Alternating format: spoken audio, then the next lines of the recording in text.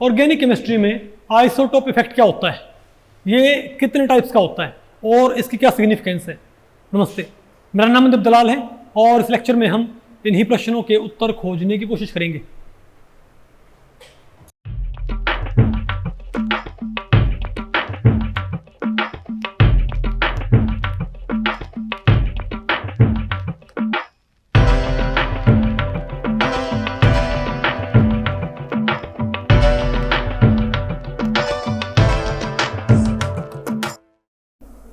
तो भाई आज हमें क्या पढ़ना है बताओ, आइसोटोप इफेक्ट्स, बताए नहीं भाई। तो भाई इस टॉपिक को हमने टोटल 3 सेक्शंस में डिवाइड किया हुआ है। पहले हम क्या पढ़ेंगे, डेफिनेशन ऑफ आइसोटोप इफेक्ट, फिर हम क्या पढ़ेंगे प्राइमरी आइसोटोप इफेक्ट्स, फिर हम क्या पढ़ेंगे सेकेंडरी आइसोटोप इफेक्ट्स। तो पहले बताओ हम क्या पढ़ते हैं, डेफिनेशन ऑफ आइसोटोप इफेक्ट। ठीक है, देखो भाई जब आप किसी रिएक्शन के अंदर कोई पर्टिकुलर रिएक्शन है उसमें आप किसी एटम को आइसोटोपिकली लेबल्ड कर देते हो, मतलब भाई आप उसको उसके किसी हैवियर या उसे किसी लाइटर आइसोटोप से आप उसको भाई रिप्लेस कर देते हो। समझे बात, जनरली क्या होता है हैवियर आइसोटोप से। ओके, तो रेट ऑफ रिएक्शन में चेंजमेंट आता है, तो रिएक्शन की रेट क्या बताओ भाई बदल जाएगी। इसी को हम क्या बोलते हैं आइसोटोप इफेक्ट। तो क्या होता है बताओ भाई, the change in the reaction rate when a particular atom in the reactant molecule is replaced by one of its isotope are termed as isotope effects। ठीक है, तो भाई अब इसको बोलते हैं, क्योंकि यहां पर बात क्या है रेट से रिलेटेड, तो क्या बोलते हैं इसको भाई काइनेटिक आइसोटोप इफेक्ट। क्या बोलते हैं इसको भाई kinetic isotope, KEI, kinetic isotopic effect. ठीक है बात भाई, और ये बताओ किसके बराबर होता बताओ भाई KL, क्या रेट भाई घट जाएगी। KL का मतलब क्या है कि कब रेट, जब लाइट आइसोटोप था, और KH क्या है बताओ जब क्या हमारे पास हैवियर आइसोटोप। समझ गए बात। तो ये तो क्या है, ये तो रिएक्शन का रेट कांस्टेंट कब है, जब आपने क्या इस्तेमाल किया है लाइटर आइसोटोप, और ये तो कब है जब हमने भाई हैवियर आइसोटोप हमने इस्तेमाल किया है, इजंट इट। और इसकी वजह क्या होती है भाई, ऐसा होता क्यों है, क्योंकि जो हैवियर आइसोटोप होते हैं आपको पता है उनके लिए वाइब्रेशनल फ्रीक्वेंसी लोअर होएगी ना, बोलो भाई उनके लिए वाइब्रेशनल फ्रीक्वेंसी क्या होएगी लोअर होएगी, तो उनको ट्रांजिशन स्टेट के थ्रू पास होने में उनको ज्यादा एफर्ट, उनको ज्यादा एनर्जी रिक्वायर्ड होगी भाई, इनके greater energy is needed for heavier, बोलो भाई isotopologous to cross the transition state in comparison to lighter one। यानी भाई अगर हैवियर आइसोटोप होगा तो ट्रांजिशन स्टेट कवर करने में ज्यादा एफर्ट लगेगा, इसे क्या बोलते हैं। इसीलिए क्या होता है बताओ भाई रेट क्या हो जाएगी, ऐसे रेट क्या होगी भाई घट जाएगी।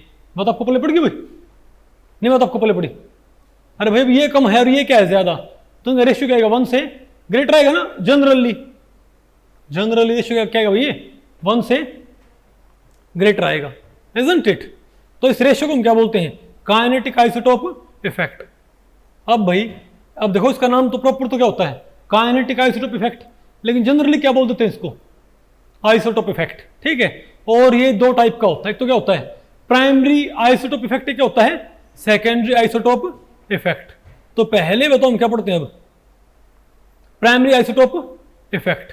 ठीक है, ये बताओ क्या होता है भाई। देखो जब जो हमारा क्या है, बोलो भाई जिस रिएक्शन को, जिस स्टेप को आप स्टडी कर रहे हो, बोलो भाई, यानी कि अगर जो लेबल्ड, अगर किसी केमिकल रिएक्शन के अंदर जो हमारा लेबल्ड एटम है उसी का बॉन्ड क्या हो जाए ब्रेक, क्या बोलो भाई अगर केमिकल रिएक्शन में भाई आपके पास जो रिएक्टेंट मॉलिक्यूल है उसमें आपने एक एटम को लेबल करना होगा कि नहीं करना भाई। तो एक एटम को आपने लेबल्ड कर दिया, आपने उसका भाई हैवियर आइसोटोप लगा दिया। ठीक है, अब अगर मान लिया बॉन्ड ब्रेकिंग में वही बॉन्ड शामिल है, मतलब जो बॉन्ड ब्रेकिंग होती है उसमें कौन सा बॉन्ड टूटता है, बोलो भाई जो लेबल्ड एटम से जुड़ा हुआ है। अगर कोई बॉन्ड भाई किससे अटैच्ड है, लेबल्ड एटम से, अगर वो क्या होता है बताओ, टूटना होता है, तो उसको हम क्या बोलते हैं, प्राइमरी आइसोटोप इफेक्ट। समझ गए बात। और भाई आपको पता है इस केस में क्या होगा बताओ, तो यहां पर आपको रेट हैवियर आइसोटोप बहुत ज्यादा क्या हो, कम हो जाएगी ना, नहीं बात आपको पहले पड़ी। तो भाई अगर मान लिया तो आप इंट्रामोलिकुलर है पैरेलल रिएक्शन है, भाई इसके आधार पर भी आप ये बता सकते हो कि जिस स्टेप की रेट क्या हो रही है, तो ये मैं आपको बताऊं ये रिएक्शन मैकेनिज्म समझने में हेल्प करता है। समझे बात, क्योंकि अगर लेबल्ड कार्बन क्या है, बॉन्ड ब्रेकिंग में क्या है शामिल, अगर लेबल्ड एटम क्या है भाई, अगर लेबल्ड एटम क्या है बॉन्ड ब्रेकिंग में क्या है इन्वॉल्व है, तो हमको बहुत ज्यादा क्या देखने को मिलेगा, आइसोटोप इफेक्ट। नहीं बता आपको पहले पड़े भाई, और इससे हमको मालूम पड़ जाएगा कि कौन सा बॉन्ड टूट रहा है, कौन सा बॉन्ड भाई टूटता है, isn't it? अरे बोलो भाई। और अगर मान लिया भाई हमारे पास क्या हो, और जनरली क्या होता है, जनरली भाई प्राइमरी आइसोटोप इफेक्ट भाई ऐसे बोलते हैं कि जो हमारा क्या होगा रेट डिटरमाइनिंग स्टेप उसी में एक्टिवेट होएगा, लेकिन ऐसा बिल्कुल भी नहीं है। समझे बात, ये जो हमारे पास जो फाइनल क्या बनता है प्रोडक्ट, भाई उसमें अगर बॉन्ड ब्रेकिंग होगी ना, तो उसमें भी आपको भाई क्या देखने को मिलेगा बताओ, काइनेटिक आइसोटोप इफेक्ट। समझ गए बात भाई, ओके।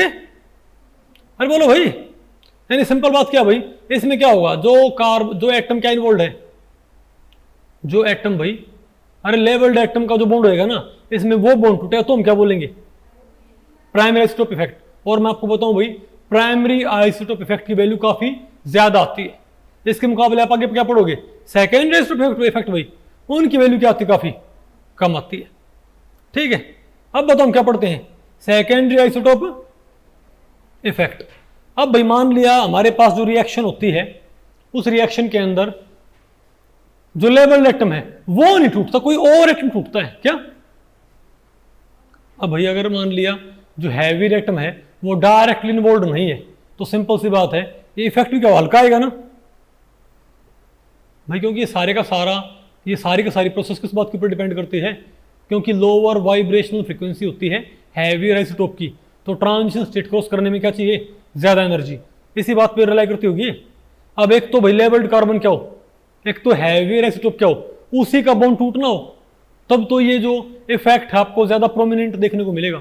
लेकिन अगर वो एटम भाई रिएक्शन भाग सॉरी अगर वो बॉन्ड नहीं टूटता, कोई और बॉन्ड टूटता है क्या भाई, कोई और बॉन्ड टूटता है, तो आपको ये रेट में डिक्रीज ये तो आपको देखने को मिलेगा हैवियर में।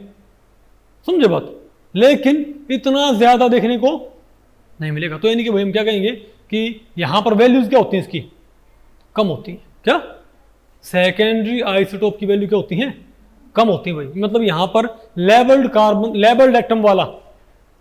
एटम भाई कार्बन भी हो सकता है, लेबल्ड एटम भाई ऑक्सीजन भी हो सकता है, लेबल्ड एटम भाई यहां पर बोलो भाई हाइड्रोजन भी हो सकता है। जनरली क्या यूज करते हैं, ड्यूटेरियम, क्या समझे बात। और मैं आपको बताऊं सबसे ज्यादा आइसोटोप इफेक्ट आपको तकरीबन ड्यूटेरियम में ही देखने को मिलता है, ये तकरीबन 1.5 गुना तक पहुंच जाता है क्या मेरे भाई, तकरीबन क्या होता है ड्यूटेरियम के केस में, यानी ड्यूटेरियम के केस में हैवियर आइसोटोप के मुकाबले, यानी ड्यूटेरियम के मुकाबले कई रिएक्शंस में ड्यूटेरियम के मुकाबले बोलो भाई प्रोटॉन वाली रेट क्या होगी, तकरीबन 1.4 गुना, यानी कि ड्यूटेरियम का आइसोटोप इफेक्ट हालांकि सेकेंडरी, हालांकि है भाई सेकेंडरी है, लेकिन तो क्या मिलेगा आपको देखने को, ये क्या भाई 1.4 तक पहुंच जाएगा। समझे बात, अरे बोलो। और मैं आपको बताऊं भाई ये और भी कहीं और भी काम आता है भाई, वो तो कहां पर काम आता है ये जो ये सेकेंडरी आइसोटोप इफेक्ट है, इससे आप रिएक्शन मैकेनिज्म को डिस्टिंग्विश कर सकते हो कि SN1 है कि SN2 है।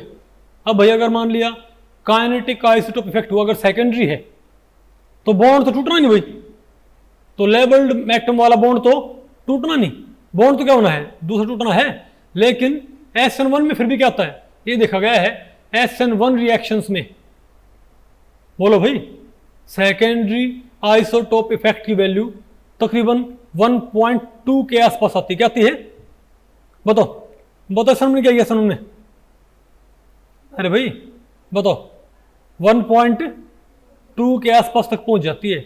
दूसरी तरफ बताओ SN2 में क्या होता है, 1 के आसपास होती है या कई बार 1 से भी क्या होती है। आप आगे देखो भाई एक रिएक्शन है।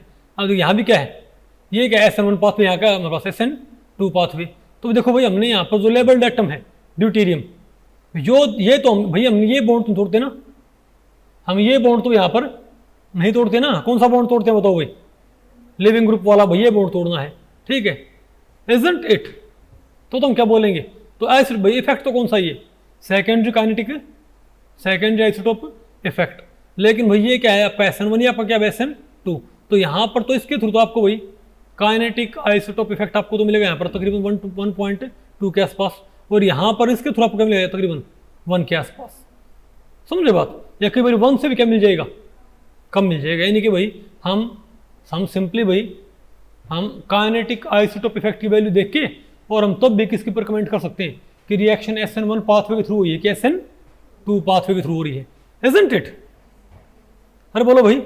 अच्छा एक बात और कि हमेशा भाई ज़रूरी नहीं है कि ये इफेक्ट ये क्या हो 1 से ग्रेटर ही हो, वैसे ज़रूरी नहीं है कि इफेक्ट क्या 1 से ग्रेटर ही हो।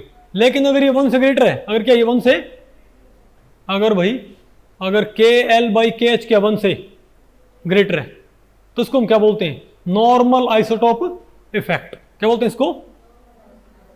लेकिन अगर ये 1 से कम हो ना, अगर ये 1 से, तो इसी का नाम बताओ क्या पड़ जाएगा, इनवर्स आइसोटोप इफेक्ट। तो ऐसा कोई स्टेटमेंट टाइप क्वेश्चन आ जाए कि किसी का भाई किसी का KEI 0.7 है, क्या KIE भाई किसी का KIE 0.7 है, बताओ इसमें किस तरह का आइसोटोप इफेक्ट है, नॉर्मल के इनवर्स, इनवर्स आइसोटोप इफेक्ट। और उसकी भी आपसे कंडीशन ही पूछ सकता है कैसा कब होता है बताओ। तो नॉर्मल आइसोटोप इफेक्ट तो कब होता है, बोलो भाई जब ट्रांजिशन स्टेट क्या हो, बोलो भाई स्मॉलर फोर्स कांस्टेंट। बोलो भाई अगर ट्रांजिशन स्टेट क्या है, अगर ट्रांजिशन स्टेट में क्या है भाई स्मॉलर फोर्स कांस्टेंट, तो आपको बताओ क्या देखने को मिलेगा, बोलो भाई नॉर्मल काइनेटिक आइसोटोप इफेक्ट। लेकिन अगर मान लिया ट्रांजिशन स्टेट में क्या भाई लार्जर फोर्स कांस्टेंट्स हैं, तब आपको बताओ क्या देखने को मिलेगा, बोलो भाई इनवर्स आइसोटोप इफेक्ट। तो भाई आपसे पूछ सकता है कि भाई कि मान लिया ट्रांजिशन स्टेट का भाई ये कह दे ट्रांजिशन स्टेट का के फोर्स कांस्टेंट्स क्या हैं, लार्जर वैल्यू रखते हैं, बताओ यहाँ पर भाई आइसोटोप इफेक्ट की वैल्यू 1 होएगी, 1 से ग्रेटर 1 से भाई कम होएगी। बात आपको पहले पड़ रही है। अरे बोलो भाई नहीं आना आपको, ये पक्का आ गया। अरे बोलो भाई। तो भाई इस लेक्चर में इतना ही। अगर इस लेक्चर के बारे में आपके कुछ प्रश्न या सुझाव हैं तो आप मुझे नीचे कमेंट सेक्शन में पूछ सकते हैं, मैं उनके उत्तर देने की पूरी कोशिश करूंगा। तो ठीक है, मिलते हैं अगले लेक्चर में, तब तक के लिए नमस्ते।